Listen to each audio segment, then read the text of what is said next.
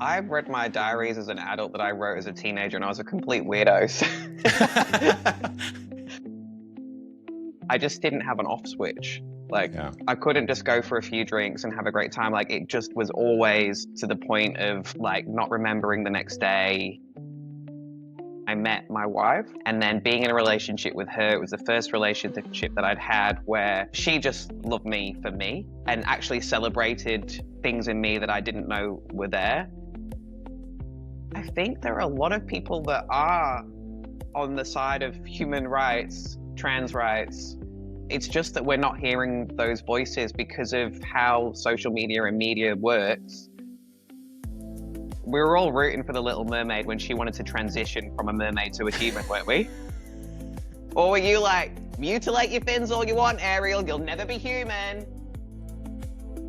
Hello and welcome back to the queerest podcast, bringing you the fiercest stories. This is Queer Talker, and I'm Ben Cicchetti. This week, I sit down with comedian Chris McAllister, who you may know better as the trans comedian on Instagram. But before we get to that conversation, I've got a favor to ask. Wherever you are watching or listening to this episode, hit that subscribe button. It's a quick action that makes a massive difference. It's going to allow me to grow this podcast, and it's going to allow me to bring you the best and the queerest episodes every single time. But now, here's my conversation with Chris.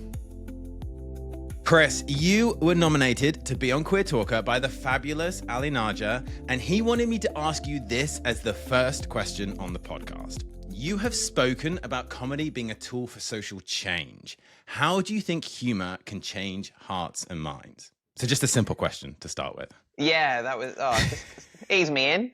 Yeah. Well, I think that when you can make someone laugh, people immediately soften towards you. There's a camaraderie, there's a sort of a friendship already started, like you can relate to someone. And a lot of humor comes from relatability as well. And I think it just has people not let their guard down in a bad way, but let their guard down as in they're not being defensive.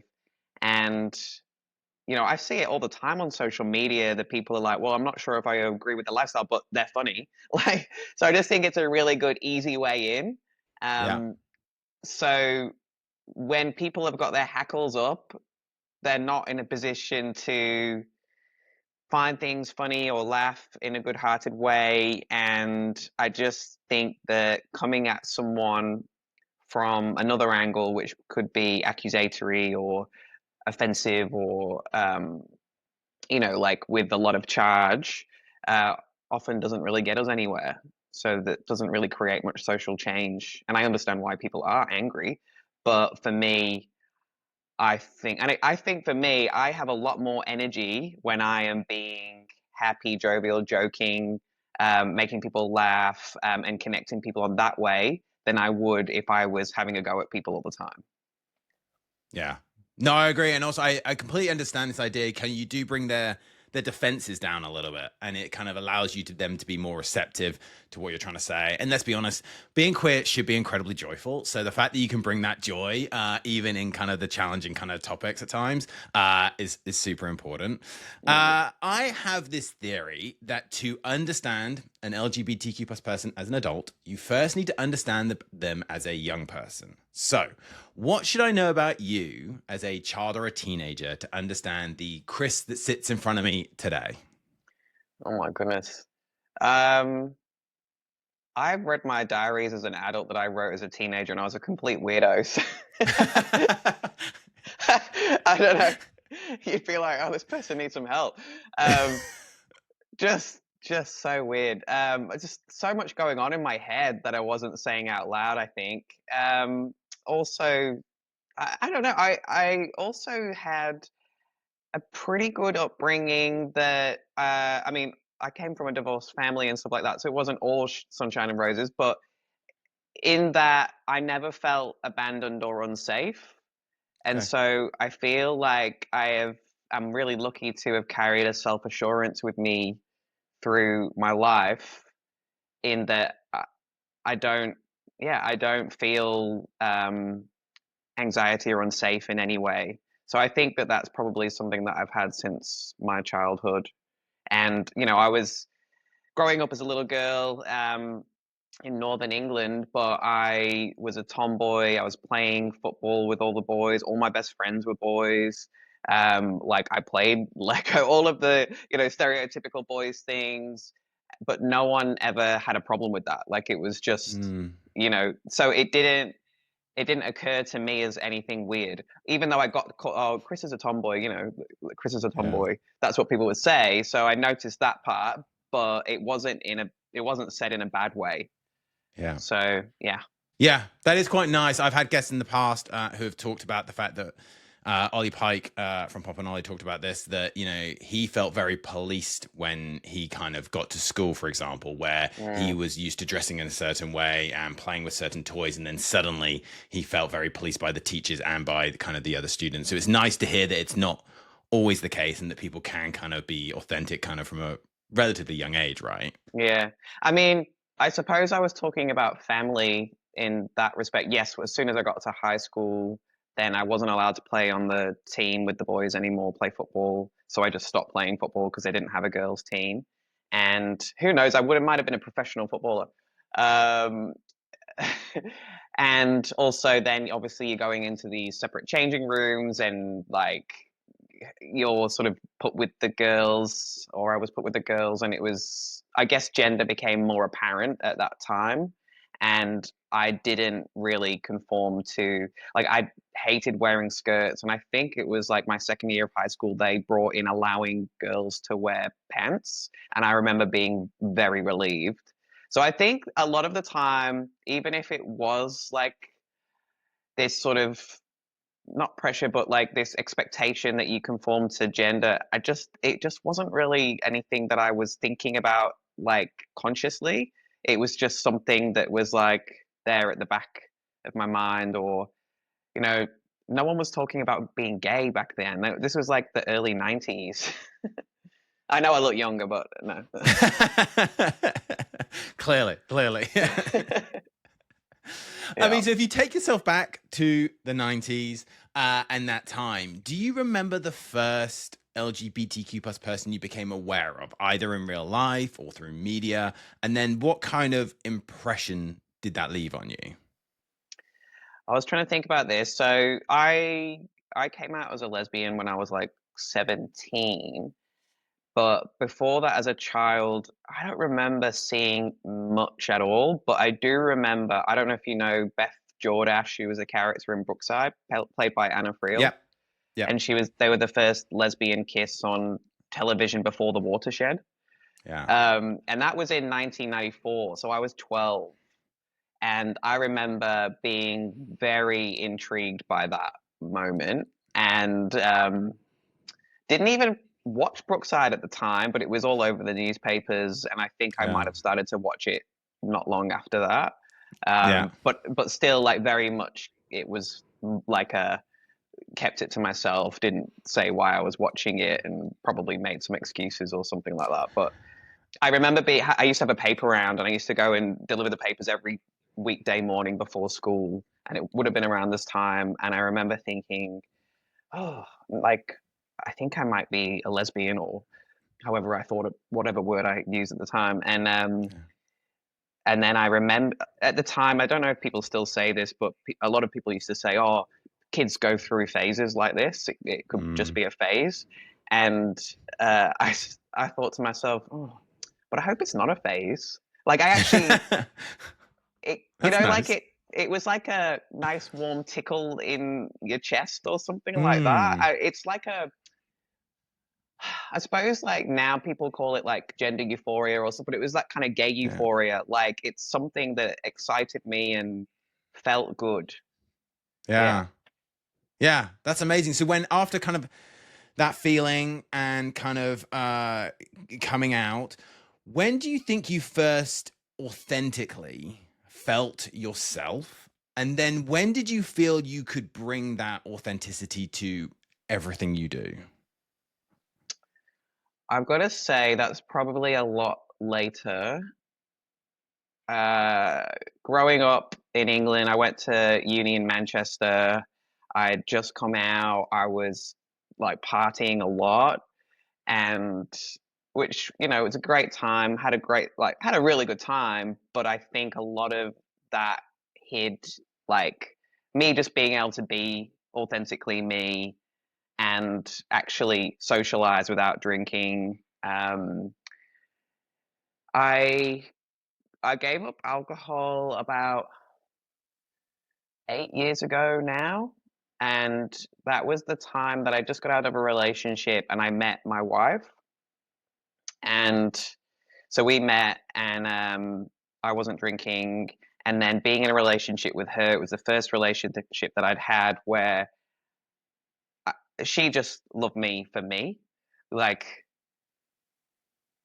and loved me exactly the way I am and exactly the way I'm not. Like, didn't there was no "I don't wanna change you" or anything like that, and actually celebrated things in me that I didn't know were there.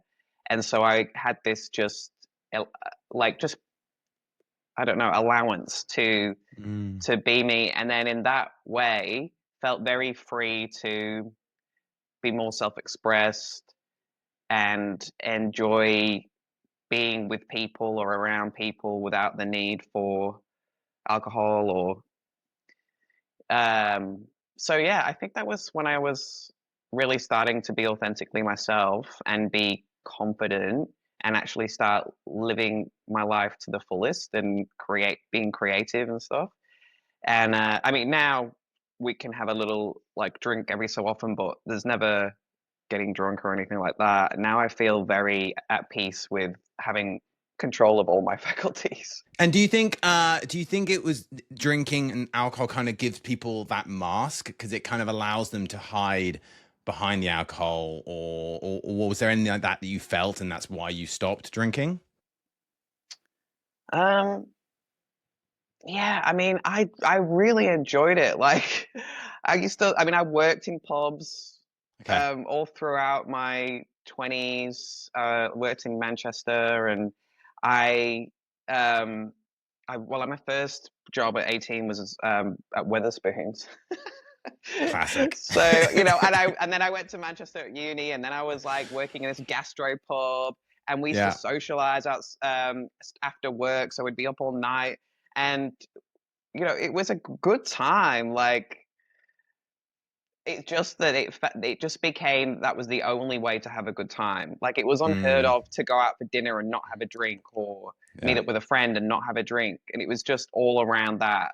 And it continued when I moved to Sydney back in 2007, and I started working in a pub there, and I met a bunch of people who I really liked, and I wouldn't change any of that stuff, but I just didn't have an off switch. Like, Yeah. I couldn't just go for a few drinks and have a great time. Like, it just was always to the point of like not remembering the next day, you Okay. know, doing stuff that I shouldn't have done, like just being a tearaway, basically. That's fair. Yeah, I can Kissing appreciate that. people I shouldn't, you know. Yeah, just getting into trouble is Yeah, not like big trouble, but just stuff where you wake up the next day and naughty go, trouble. "Oh, why did I do that?" Yeah, that kind of thing. And Yeah. I suppose it's just that it had me. Yeah, I mean, it was fine for being a young person, but if you want to make something of your life, it was really a Yeah. hindrance to that. Yeah. Yeah. Yeah, that's fair.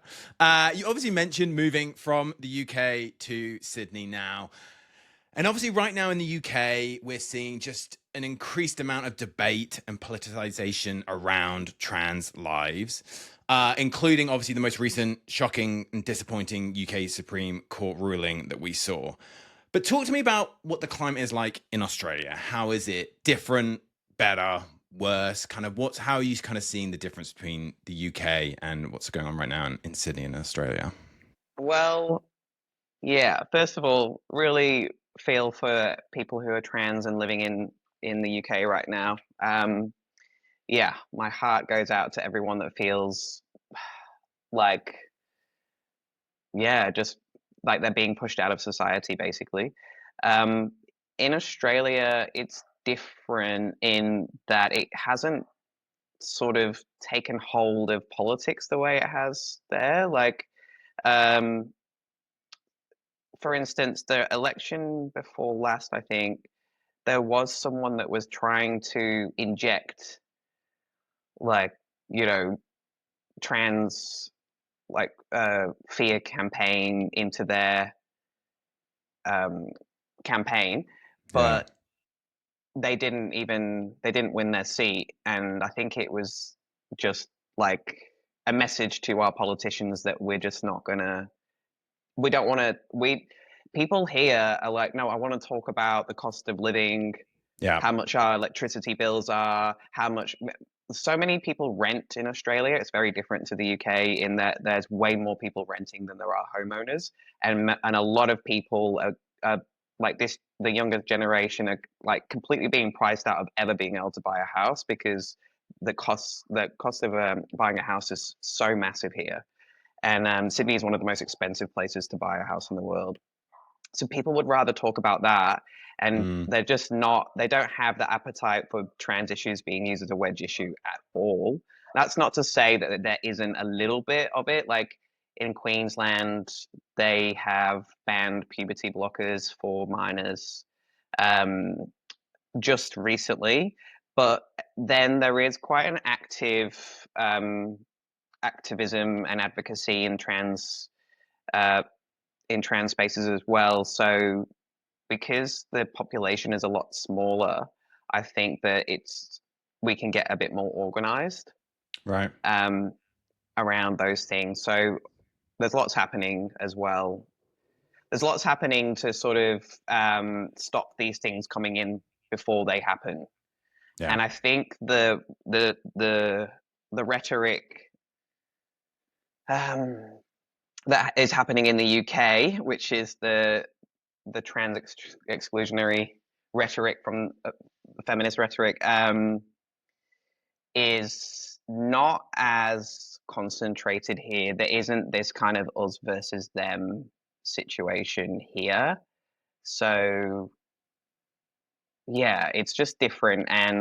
But I will say I was in London in May, and just generally, I did a show where I was just on the lineup somewhere in Bethnal Green, and so first thing I say is I tell people I'm trans, and because otherwise nothing I say after that will make any sense, and um, and the everyone was just kind of nonplussed. Yeah. Whereas in Sydney, sometimes I've found it a bit like I have to then people are a bit like, oh, a bit awkward. So socially, I think people are a bit more socially conservative here than in the UK, just generally in the public. And then, but politically, it's different as well. It's the opposite way round. So it's just an interesting dichotomy. That is interesting. And I think I would agree that I think socially, I think we have moved so far on. I think my personal perspective is it's the media and the politicians who are trying to create more of an issue than there actually is, meaning they are going to damage trans people's lives. But actually, if you looked at the vast majority of the population, that's not what people care about. That's not what people want their politicians focused on. Ideally, we want them focused on the same things that they're focused on in Sydney, which is the cost of living, the economy, and other things. And they see that this is being used as kind of a scapegoat, and it's almost a distraction, and it's a very harmful distraction to use, obviously, because you're playing with people's lives and their ability to live authentically. You mentioned obviously being over in London, and I know at the beginning of the year you did a one-night show called I Can Tell, based on your experience of posting a trans-related joke every day for 6 months. What did that experience, both going through the kind of the posting of a trans-related joke every 6 months and doing the show, teach you about yourself, society, but also kind of humor and how that can be used? Well, I mean, it's still going. It was 6 months back then, but I'm still posting a joke a day.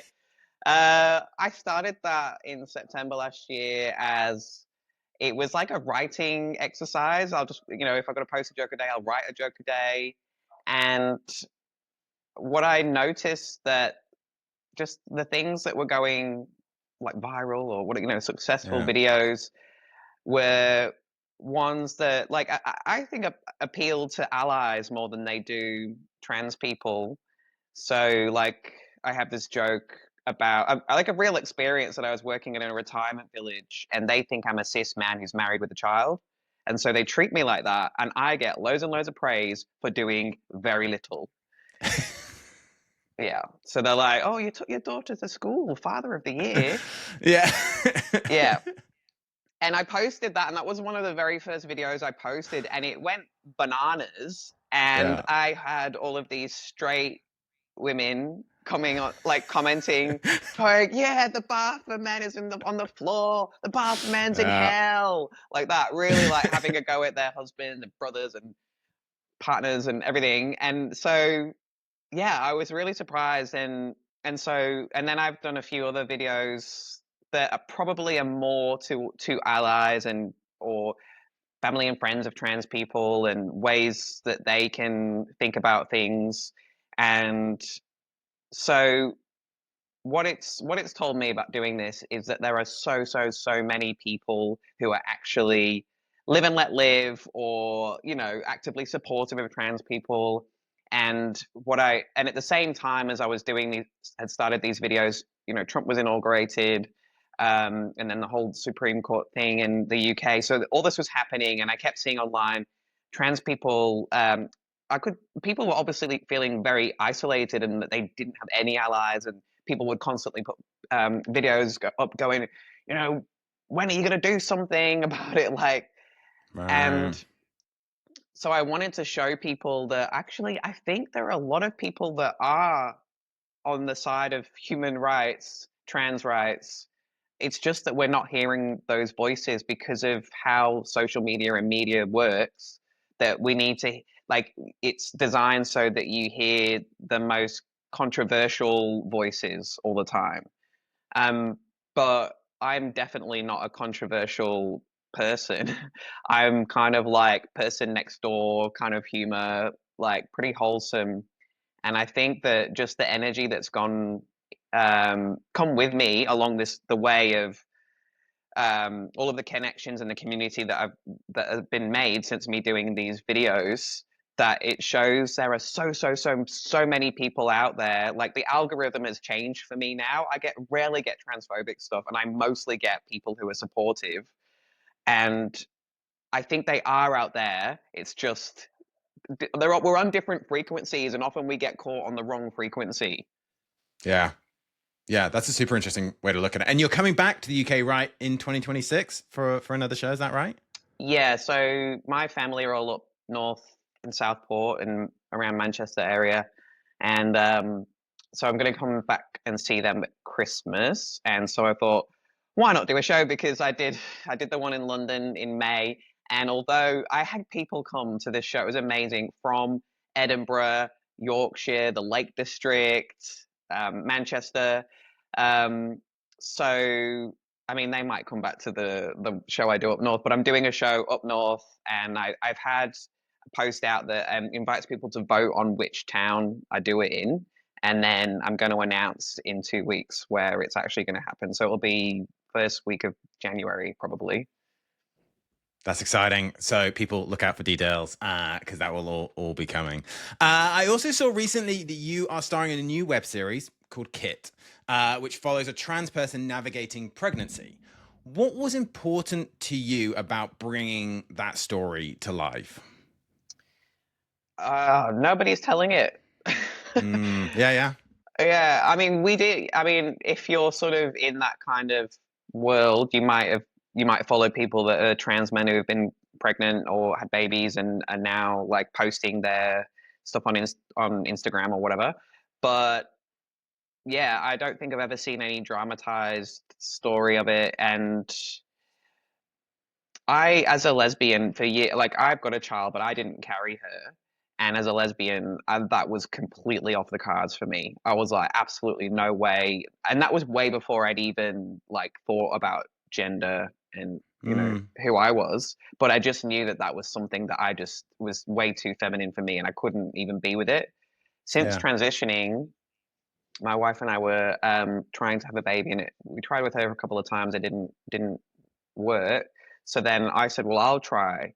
And it was weird because it was like, oh, like suddenly I'm now comfortable to try, even though I look like a guy. Mm, Um, and it's just, I mean, it's a very nuanced kind of yeah.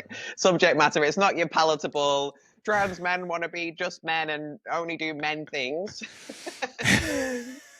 So yeah, I don't know. It was fun to do. It was a fun thing to be part of, and people Yeah. seem to be really enjoying the series. So, and I just wanted to, I guess, I don't want to say give back because that's so cliched, but But like give it, back. but give back. I just wanted to give back. I'm just look. I can't help it. I'm just a saint. But it is super important, right? And it's the visibility, it's the ability for people to see their stories being told, so to see themselves reflected in media. But it's also it normalizes so much. The more that you see things, you know, you talked about Brookside and like the normalization that soaps can play in showing people just living their lives authentically can be so important. So I do think shows like that are really, really important. And obviously, you're someone who does put themselves out there very visibly on stage, online, now on screen. How do you navigate what I assume is a tension between visibility and then safety given the current climate? Well, I have not had to. I'm very fortunate. I'm like, if I'm walking around the street, then people will just assume I'm a guy. So I have the privilege of choosing if I divulge that I'm trans out and Mm, about. And then online, I was getting, I was getting some stuff, but I would just block them straight yeah, away. Just block. Not every person. Like if someone like says something insulting, fine, I might try and interact and see if it goes anywhere. But if it's really just like really aggressive, then I'll just block yeah, them. So I'm lucky. I know there are other people who receive death threats and stuff like that, and people going into their DMs. No one DMs me. mm, Like, I mean, people do, like nice people, but it's usually people just saying, "I love your content" or whatever. So I don't yeah. know why I've managed to circumvent that kind of stuff. Lucky, I suppose. Yeah, I wonder if it's the humor and the comedy side of things, right? It's going back to what you said right at the beginning. It's that disarming nature of a comedian, and it's the disarming nature that I think we all get used to comedians acting in a certain way. And, you know, comedians naturally do kind of push the boundaries one way or another on kind of what they can and can't say. And obviously, through your content, one of the things you do, and something I hear from other LGBTQ plus people, but especially trans friends, is it can be exhausting being the explainer, the person who kind of seems to explain what it means to be trans, what it means to be queer. But you seem to be embracing that as kind of part of your work, is that's kind of how you're going to put yourself out there. How do you deal with the pressure of kind of being seen as someone who is educating and explaining whilst protecting your own trans joy and just living your life every single day? I love explaining, or I explain on my own behalf. I can't explain on the behalf of the whole of the trans community, and I never try to. I say, well, for Yeah. me, it's like this, because Yeah. my experience is totally not like, for instance, I don't think I was born in the wrong body. I don't see it like that. I don't call it a Okay. dead name. I don't see my name like that either. Like I have my own personal Chris shaped experience, and I will Yeah. answer that. Like someone might go, well, what does transmasc mean?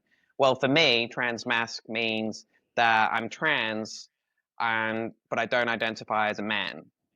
Mm, So it's somewhere kind of on the non-binary scale. But that doesn't mean that that word means exactly the same for somebody else.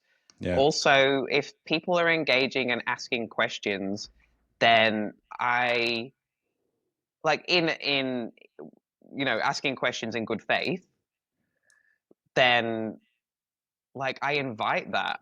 Like that's great. People are Yeah. curious. Curiosity is what's going to have us make that social change that you were talking about I agree. before. If Yeah. people are just disinterested, scrolling past and going away, what difference has been made? So Yeah. I would never have a go at someone for asking a question. And I know that people get very tired of people asking questions, but I've chosen to put myself out there on social media and say words that people haven't heard of or don't know what they mean, or I get one I get all the time is if you're non-binary, why you're on testosterone. And so, Mm, like, I'll try and explain that, but there's a limit to how much you can explain in an Instagram comment. But then yeah, I'll get people go, WTF is transmasc. So they're obviously asking in bad faith, and I just say, why would I answer you when you ask like that? yeah, But I don't. What I do is I always think there's a person behind that comment, and yeah, so even if they ask a question in what I might think of as the most ignorant way, um, like what it's going to make me feel rubbish to just belittle that person or go Google it, like, yeah, yeah, yeah. because why would Google have a better answer for my experience than me? So I don't know. I just have the energy for it. Some people don't, and if that's not you, then don't do it. That's fine. But I have the energy for it, so I'm happy to take the Yeah. questions. Field them all to me. There you Send them, go. send them Send them my this way. way. Yeah, I actually think it's really important that people like you are out there doing that, right? We have Blair Romani on the podcast, and she talks a lot about that as kind of a Black queer Muslim woman, that she is educating, but she's chosen to do that. And she tries to never shut someone down on Yeah. a question, because it's much better they ask that question and then they get educated on it than they continue to have that question in their head. Because sometimes it's just people are scared of getting it wrong, I think, a lot of the time. So they don't want to misgender someone. They don't want to use the wrong pronouns. They don't want to misunderstand a particular phrase. And yes, they could just go and Google it, but who knows what that answer might be now. To get it from a real person who's lived that experience or can talk to their personal experience anyway, I think is really, really important. So I appreciate the work that you and Blair and others do to kind of to educate everyone. Let's revisit your younger self, watching Brookside, doing your paper round. If you could give your younger self one piece of advice, what would it be? And would it be different if I said, what one piece of advice would you give to a young LGBTQ plus person today? I would just say enjoy it. Just say, live your life, participate fully in life, Oh, whatever that means for you. Just go for it and enjoy it because that's what it's for. yeah. 100%. You only get one chance, so live it to its fullest. Exactly. I completely agree. Yeah. Awesome. We will end with our rapid fire questions, starting with, in the queer community, we love a good icon, especially a powerhouse woman. Think your Gagas, your Whitneys, your Britneys, your Chers. Who's your ultimate go-to queen? It's got to be Kylie. I Kylie love Minogue, that. for sure. Yeah. I went to see Yeah. her at Wembley Arena. I don't know, was it like, I don't know, about 20 years ago or something. I had the best night of my life. So good. I cried when she came out on stage. 100%. I saw her just a few weeks ago in the O2 during her Tension tour. It was phenomenal. She's amazing. She's Everyone I've kicking spoken to, ass. Like she's she like is. global superstar now. Good for her. Yeah. Madison Square Garden, just killing it. It's amazing. Yeah. From Ramsey Street to what she's doing now. Who would have thought? I know, but even like the last few years, she's just kind of soared into like this other dimension. So yeah, very pleased for our Kylie. Yeah. Love to see it. Love to see it. Yeah. What is your favorite queer TV show or movie? Okay. Well, I absolutely love the original Queer as Folk that was set in Manchester. So that one, I actually showed my wife that a few years ago. Also, I've got to give a shout out to the original L Word as well. Even though it was problematic, but it was part of my rite of passage. It was huge at the time. So Yeah. Exactly. Queer as Folk comes up so often on this podcast. I love it. I think it's an amazing kind of so testament to well the impact it written. actually had. Yeah, so well written. It was great. Yeah, I mean, what's his name? What's the guy, the actor he's huge. Yes. Yeah, I'm going to forget his name, but I know who you mean. Yeah. That guy. Nathan. He played Nathan. That guy. Yes. Yeah, he's now in Sons of Anarchy. Yeah, and he's all butch now. But yeah. we liked him as a twink. Yeah, there you go. Yeah. So 6 months and counting of trans-related jokes, and this is probably a terrible question to ask, but do you have a favorite or one that you kind of are most proud of? Oh my goodness. There's so many, I don't know. Like I've got a few that are like responses to comments that I get. Um, but I guess one that I really like because it's just silly. I don't know if it's for everyone, but is that I think that people are compassionate and I underneath it all. And I Yeah. know this because of the Little Mermaid. Yeah, because we were all rooting for the Little Mermaid when she wanted to transition from a mermaid to a human, weren't we? Or were you like, mutilate your fins all you want, Ariel, you'll never be human. Eric, you're committing bestiality. That's I love that. That's awesome. It's really good. Okay, I'll try and compose myself. If you had to lip sync for your life, what song would you choose? oh my goodness. Okay, lip sync. Okay, maybe Proud Mary by Nice. Tina Turner. I love it. I love the energy. Starts off slow and then just goes absolutely Yeah, yeah. mental. Love it. Yeah. Yeah, I thought you were going to say New Kids on the Block because you posted that recently, and I thought it was such a perfect song. Oh yeah, maybe a boy band one would be good as well. Maybe Backstreet Boys or something. Yeah. Yeah, there you go. Old school 90s. I love it. If you could have one drink with any queer person, dead or alive, who would it be and why? Probably. Okay, if I'm not going to go really into the past and be all earnest about it, I'll say Ellen. Mm. Ellen DeGeneres. Used to watch her show Ellen, Yeah. which was back in the 90s, the one where she came out, and that was a huge thing for me, and I loved that show. And then I love her old stand-ups as well, like from like the early 2000s and the late 90s. I think she's so silly and so funny, and yeah, I regularly go back and watch those shows, and I think that a lot of my sense of humor is very similar to Ellen's. So I probably want to talk to her and see like what is she really like, you know? Yeah. Yeah. And she's out here in the UK now. I I know. think she's retired out here in the UK, living in the I country. know. You're gonna go hunting. I'm gonna hunt her down. You'll make this happen at the end of the year, one way or another. Yeah. Who in your network would you like to hear on this podcast? Obviously, you were nominated by Ali, but who would you want to nominate to be on the podcast? And what one question would you want me to ask them? I'm going to nominate someone who's in Sydney who worked with drag kings.